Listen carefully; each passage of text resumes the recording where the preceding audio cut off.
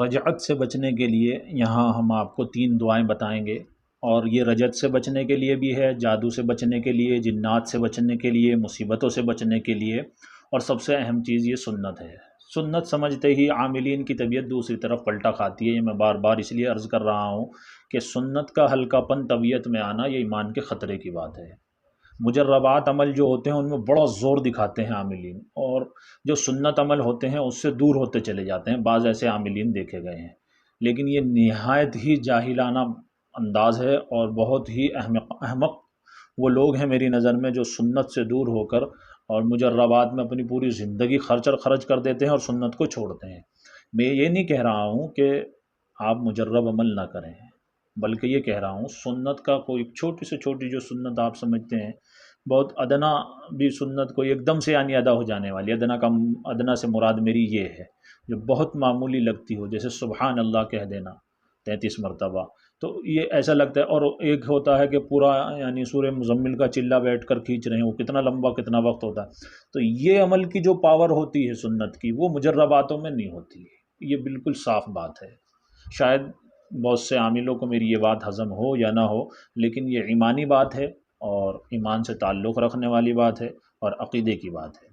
تو یہاں ہم وہ اعمال بتا رہے ہیں جن کا نقصان تو کوئی نہیں ہے اور فائدہ ہی فائدہ ہے۔ جنہیں کوئی دقت نہیں وہ بھی لوگ پڑھ سکتے ہیں، اور جنہیں دقت پیش آ چکی ہے، چاہے وہ رجت کی لائن سے ہو، اور چاہے جادو جنات کی لائن سے ہو، اور دوسری مصیبتوں کی لائن سے ہو، وہ بھی پڑھ سکتے ہیں۔ کیونکہ جب ہم نے رجعت پر ویڈیو بنائی تو بہت سے لوگوں نے ہم سے کہا کہ آپ اس کے کچھ علاج بھی بتائیں، کچھ اعمال بتائیں۔ اب ہم یہاں وہ اعمال بتا رہے ہیں، ہم یہ دعا بھی بتائیں گے، اور کس کام آتی ہے اس کا وہ بھی بتائیں گے، اور ترجمہ بھی دیں گے۔ دیکھیے،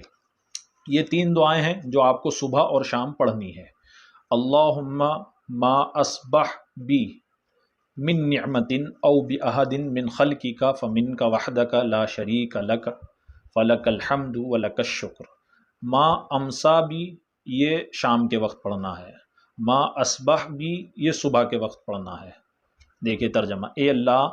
میرے پاس صبح یہ ما اصبح بھی، اور امسا پڑھیں گے تو شام میں یہ امسا پڑھنا ہے۔ میرے پاس صبح یا شام میں جو بھی نعمت ہے، اور ایسے ہی تیری مخلوق میں سے جس کے پاس جو بھی نعمت ہے وہ صرف تیری ہی طرف سے ہے، تو اکیلا ہے، تیرا کوئی شریک نہیں، تو ہی ہر تعریف کا مستحق ہے، اور تو ہی شکر کا مستحق ہے۔ تو یہ دعا ہے۔ اچھا، اب یہ دعا کیا فائدہ دیتی ہے؟ اس کا ایک فائدہ تو یہ ہے کہ جو شکر انسان کو کتنی نعمتیں ملی ہوئی ہے، اگر کوئی آفت آتی بھی ہے کسی پر، تو وہ کسی 1-2 نعمت کی طرف سے آدمی دیکھتا ہے، اس کی روزی پر آئی ہے یا جان پر آئی ہے، تو کسی چیز پر آئی ہے، خاص طور سے کوئی ایک بیماری آئی ہے۔ دنیا میں کتنی بیماری ہیں، ساری تو ہر ایک کسی بندے پر نہیں آتی۔ تو جو نعمتیں ہیں ان کا شکر جو ایک اہم چیز ہے وہ واجب ہوتا ہے، اور شکر جو ادا کرتا ہے تو اللہ اس پر نعمتیں بڑھاتے چلے جاتے ہیں۔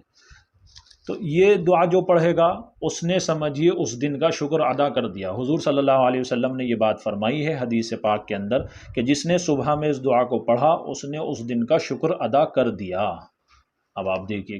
شکر جیسے فریضہ جو ہے وہ اس دعا کے پڑھنے سے ادا ہو رہا ہے، اور پھر مزید اس کی نعمتوں میں اضافہ ہوگا، تو اس کو ضرور پڑھیں۔ ساتھ ہی اس دعا کو پڑھیں، اللہم انی اصبحت صبح میں، اور شام میں امسیت، اشہدک و اشہد حملۃ عرشک و ملائکتک و جمیع خلقک انک انت اللہ لا الہ الا انت وان سیدنا محمدا عبدک و رسولک۔ یہ ابو داؤد کی جو ہے حدیث میں دعا ہے۔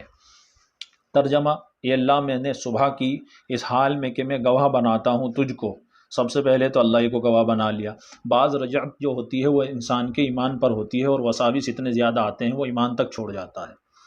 اس دعا کے پڑھنے سے وہ اس رجعت سے بچا رہے گا، کیونکہ رجعت خاص طور سے جو مضبوط یعنی ذہن کا آدمی ہوتا ہے اس پر وساوس سے شروع ہوتی ہے۔ ایک دم سے کوئی جنات حاضر ہو جائے ایسا نہیں ہوتا۔ تو اب اس نے کیا کیا؟ سب سے پہلے گواہ بنایا اللہ کو، تجھ کو، اور تیرے ان فرشتوں کو عرش کے اٹھانے والے ہیں، اور تیرے ان فرشتوں کو جو عرش کے اٹھانے والے ہیں، یعنی ان فرشتوں کو بھی گواہ بنایا، اور باقی فرشتوں کو، بلکہ تمام ہی مخلوق کو، اس بات پر کہ تو ہی معبود، تیرے سوا کوئی معبود نہیں، اور محمد صلی اللہ علیہ وسلم تیرے بندے اور رسول ہیں، تو اس کا ایمان محفوظ رہے گا، اور جتنے بھی کالے جادو اور کالے ٹوٹکے جن میں شیطانوں کی مدد لی جاتی ہے، جہاں اس نے یہ توحید کے کلمات کہے تو اس کا اثر ختم ہونا شروع ہو جاتا ہے۔ اور سفلی موکل جو ہوتے ہیں، جو گندے موکل ہوتے ہیں، اگر کوئی نادانی میں ایسا عمل کر بیٹھا تھا کہ وہ غلط رجت اس کے اوپر ہو گئی تھی، تو وہ جہاں ان کلمات کو ادا کرے گا ان کی رجت سے اس کا پیچھا چھٹتا چلا جائے گا، اور ایسے ہی وہ جادو جو ناپاک جادو ہے اس کے اوپر ہو چکا ہے اور مسلط ہو چکا ہے، ان کلمات کی برکت سے جب وہ صبح اور شام اس کو 4 مرتبہ پڑھنا ہے، اس والی دعا کو 4 مرتبہ صبح پڑھیں اور 4 مرتبہ شام پڑھیں۔ 4 مرتبہ نہیں پڑھ سکتے 1 مرتبہ ہی پڑھیں، لیکن پڑھیں ضرور۔ جو 4 مرتبہ پڑھے گا حضور کی زبانی ایک اور بہت اچھی یعنی اس کے لیے فضیلت ہے۔ اس کی فضیلت کیا ہے کہ جو 1 مرتبہ پڑھے اس کا چوتھائی حصہ جہنم کی آگ سے بری کر دیا جاتا ہے، اگر وہ شام تک انتقال کر گیا۔ شام میں پڑھی، اگر صبح تک انتقال ہو گیا بیچ میں تو چوتھائی حصہ بری، 1 بار پڑھنے سے۔ 2 بار پڑھے تو نصف حصہ بدن کا جہنم سے بری، اور 3 مرتبہ پڑھے تو تہائی، اور 4 مرتبہ پڑھے تو پورا بدن اس کا جہنم کی آگ سے بری ہو جاتا ہے۔ تو جہنم میں جیسے آگ ہے، اور جنات بھی کیونکہ آگ سے بنے ہوئے ہیں، تو جب 4 مرتبہ پڑھنے سے جہنم کی آگ نہیں اس کو چھو پائے گی، تو جنات جس آگ سے پیدا ہوئے ہیں وہ آگ تو بہت تھوڑی ہے اور بہت کم ہے، تو وہ والی آگ بھی اس پر اثر نہیں کر پائے گی۔ اور بھی اس کی بہت ساری فضیلتیں ہیں اور بہت اس کے اندر حکمتیں ہیں، اور اس کی حکمتوں کو کیا کیا بیان کریں، محدثین نے پوری پوری کتابیں لکھی ہیں اس کے اوپر۔ تو بہرحال اس کو آپ پڑھیں، اور یہ دعا آپ یہ نہ سمجھے کہ یہ بعض لوگ سوچتے ہوں گے کہ بعض مسنون دعا کی کتاب میں بھی مل جاتی۔ دیکھیے اس کو عام سمجھ کر مت چھوڑیں، یہ بہت ہی خاص ہے اور اس کے اندر بہت کچھ چھپا ہوا ہے، اور اس کے اسرار و رموز بہت ہی گہرے ہیں، ایک ایک لفظ اس کا جو ہے بہت وزنی ہے۔ تو آپ ان دعاؤں کو لازمی صبح اور شام پڑھیں۔ تو 2 دعا ہو گئی ہیں، تیسری دعا میں آپ کو بتاتا ہوں جو اسی کے ساتھ ہے، وہ یہ ہے، دیکھیے اصبحنا صبح میں پڑھیں تو، اور شام میں پڑھیں امسینا۔ جیسے صبح میں پڑھیں گے تو اتنا جملہ ہے اصبحنا و اصبح الملک، اور شام میں پڑھیں گے امسینا و امسى الملک للہ رب العالمین۔ یہ ایک لائن ہوئی۔ اللہم انی اسألک خیر هذا اليوم فتحہ ونصرہ ونورہ وہداہ وبرکتہ واعوذ بک من شر ما فیہ وشر ما بعدہ۔ یہ 1 مرتبہ آپ صبح میں، 1 مرتبہ شام میں پڑھیں، جو بھی رجت ہے وہ ختم ہوگی انشاءاللہ۔ دیکھیے ترجمہ دیکھیے، صبح کی ہم نے اصبحنا، اور سارے ملک نے واصبح الملک